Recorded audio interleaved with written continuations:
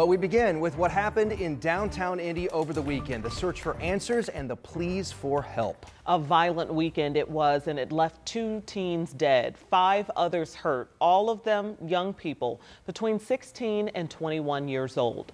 Today, the prosecutor announced charges against 4 teenagers, one of them 13 years old, all charged with dangerous possession of a firearm.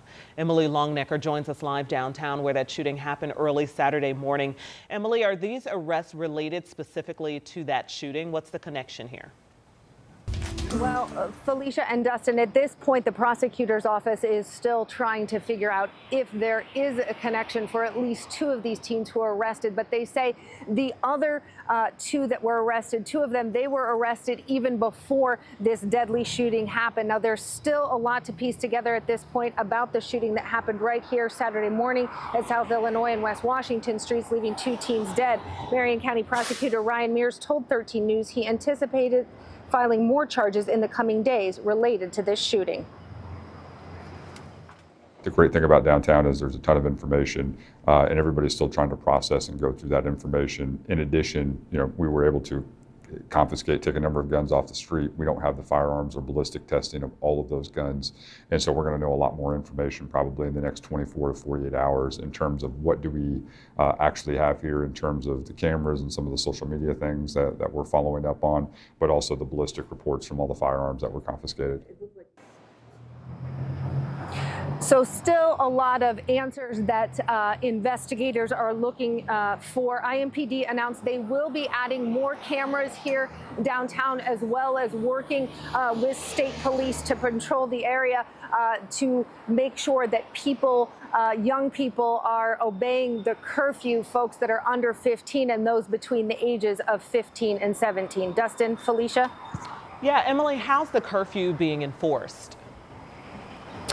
Well, violating the state's curfew law is not a criminal offense. That's according to the prosecutor's office. So if a young person is out past the curfew, they can't be charged with a crime. Their parents, though, can face a fine. And if police see a young person here out past curfew, they call the Youth Services Center to see if they can bring that young person there. If not, then IMPD is responsible for getting in touch with that young person's parents and turning them over to their parents. But IMPD points out that mass enforcement of curfew laws really present a real challenge to pick large groups of kids up.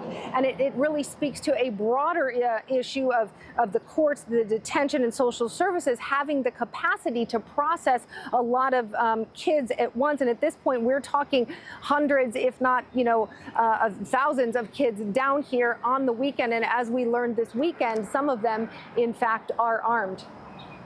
Yeah, police have been really emphatic that they cannot solve this by themselves. Emily, before we let you go, do we have any sense of where these kids are getting the guns?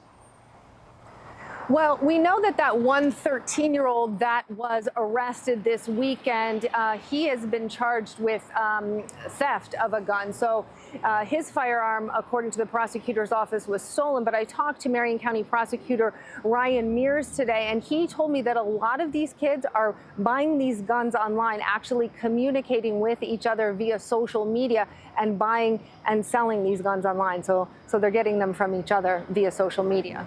Dustin, Felicia? All right, Emily Longnecker taking a broad look at the issue here. Thank you, Emily. We appreciate you. Well, we want to bring in Kareem Hines into the conversation. Now, Kareem is the founder of New Boy Mentoring and Youth Development.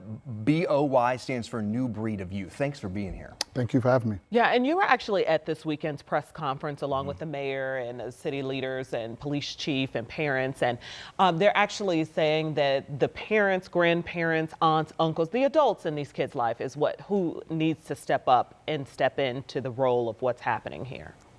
I agree, but also think it's a community conversation. The grandparents, the aunts, the uncles, the dads, they need help. Mm-hmm. They need support. They need support from the community. They need support from the ecosystem of community providers that are charged with not only working with, but nurturing and cultivating our young people.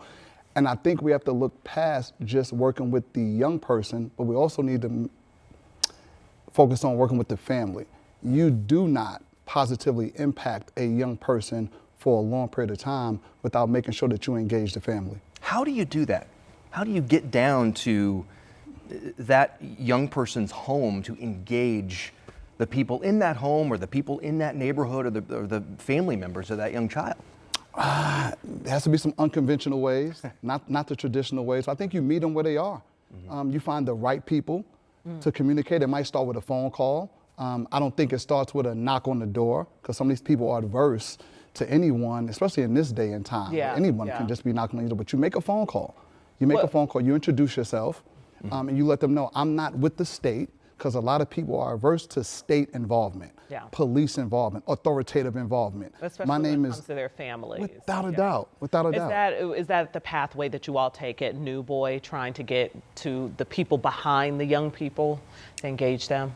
Yes. Once we make a connection with the young person, our next connection is with the family. So any event that we have, any program we have an open door policy. We don't want to only engage your child, we want to engage you. We want to engage mom, we want to engage dad, the auntie, the uncle, and sometimes there might be a younger sibling in the home. We want to also engage them. So I think when we look at it from a holistic standpoint, it makes us a little more, it provides us with a more welcoming effect from the family. They're more welcome to allow us into their home when they know that we're not targeting one person. We really want to target, but not target. We want to love on the whole family. What do you think about having, there's been discussion of a stricter curfew or stricter penalties. I mean, do you think that that would be an approach? I think penalty is a wrong word to use. Those P's, penalty, punitive, no. Not at all. We need to love on our kids. So yes, I believe the curfew should be instituted, but the curfew is going to be instituted. It has to be, again, a collaboration with state agencies. So if we're all going to pick kids up, can we take them to safe spaces? Can we take them to places around the city, not a detention center, but a space that's going to welcome them with their music, welcome them with food, welcome them with drinks, welcome them with a smiling face that says, hey, I understand, I hear you, now let's figure out where we're going. And then also not only welcome that young person, you have to welcome that mom or that grandma and that dad that's coming to pick them up. Because remember, we're talking curfew, they're talking 1 a.m. So who is that person that can welcome that young person and their family at 1 a.m. in the morning? It takes a special person to do that. Well, obviously, as someone who's dedicated your life to helping young people, this must be disheartening, but I know you are seeing wins. We're out of time, but quickly, I know you're seeing wins on a daily basis. Seeing a lot of wins. There's some amazing things going on in our city. There's some amazing programs going on in our city. I just don't think they're highlighted as much. These kids, some kids, there's a faction of kids that are looking to make the news for negativity. If we make that unpopular and we make the wins, the positive progress popular, I think we can move the needle. All right, Kareem Hines, thank you so much for being here and for doing everything that you're doing. Thank you. Kareem Hines is working with local youth. He has been doing this for years. As we mentioned, his community-based mentoring organization, New Breed of Youth, or New Boy, focuses on support, mentoring, family assistance, sports, and financial literacy education. For more information on how you can get involved, see the website right there. Head to newbreedofyouth.org. We've also made it really easy. We've linked it to our website. You'll find it at WTHR.com. Obviously, the issue of unruly teenagers is not a new issue. This is something that we have seen before. This is also something that other cities have seen too. So we checked out some other cities for context. Cleveland, ages 16 and 17, when you're talking about curfew times, they have to be in the house by midnight. We also looked at curfew times for the city of Memphis, a little bit smaller than Indianapolis. That means Fridays and Saturdays, 16 and under, they have to be in the house by 11 p.m. And then 17-year-olds, they have to be in the house by midnight. Then we looked at a larger city, Chicago. They had some of the strictest times. Chicago, everyone 17 and under in the house at 10 p.m., okay? That is for 7 days a week, so it doesn't fluctuate by the day there. Every single day, 10 p.m. What's interesting in Chicago is that the city council just approved a measure that would be called a snap curfew. That means the police department can come in and declare a specific area under curfew in 30 minutes. That means everyone in that area who's underage would have to be in the home. That measure, though approved by the city council, was actually vetoed by the mayor. They would take that up again at the next city council meeting, which would be in July. So what's also interesting here is that Indianapolis has some of the most lenient times. The latest time at 1 a.m. for 15 to 17-year-olds. As we continue to cover the fallout from the mass shooting after the 4th of July, we also want to look at solutions to the root of the problem. We're talking about how to curb youth violence early on. Jenny Runovich is looking into that angle today, and Jenny joins us now here. Jenny, there are people in our city right now working hard to make this happen. Yeah, and early on is really the key, guys, starting when kids are young. So they're teaching them how to stay peaceful, how to connect with the community, how to avoid violence in the first place. So we talked with two groups today. First, the Peace Learning Center out at Eagle Creek Park. They teach kids as young as kindergarten how to manage their anger, resolve conflict, and become peacemakers. They have summer camps with some deeper meaning that gives kids socialization skills. And the Peace Learning Center also has a peer mediation program. So one middle school in Indy that has it has had a 60% reduction in violence because of that mediation. Today, we also talked with a 15-year-old who wants to help other teens stay safe, bring them together, keep them away from violence. You might remember him, J.P. McMillan. He started a program called YMI, Young Minds Indiana, about a year and a half ago. But then his dad, Ron G., also a peace activist, became a victim of the same violence he was trying to end. Well, after his dad was shot and killed, JP took a break, understandably, from his mission.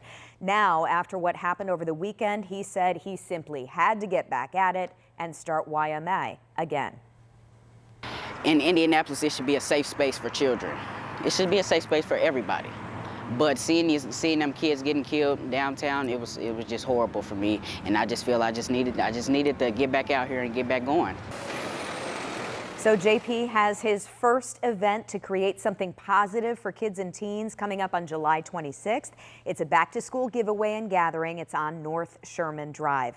Remember, this kid is just 15 years old. He lost his dad to gun violence. He's seen other teens lose their lives to gun violence, and yet he is laser focused on trying to end it. And you and I were talking earlier this afternoon. He, at 15 years old, was talking about how important it is that this begins in the home at an early age. Yeah, he said specifically, when I asked him what's going on here, he said it starts in the household. He asked, why don't you know where your child is at night? Why are they out at 1 in the morning? He said, I don't understand it. And he's a teenager. So he's saying what we're all feeling. Yeah. Right, some important questions, but they always say from the mouths of babe. Yes. Right. Yeah, and unique he's working to help. perspective. Yeah. And a strong young man. Jenny, thank you. Our Ashton Hackman explains how they're also looking at the impact these shootings are having on the image of downtown.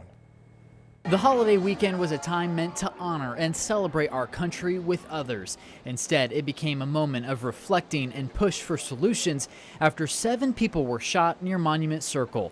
2 of those people died, both of them teens. All of this pain, all of this grief, all of this heartache is avoidable and is preventable.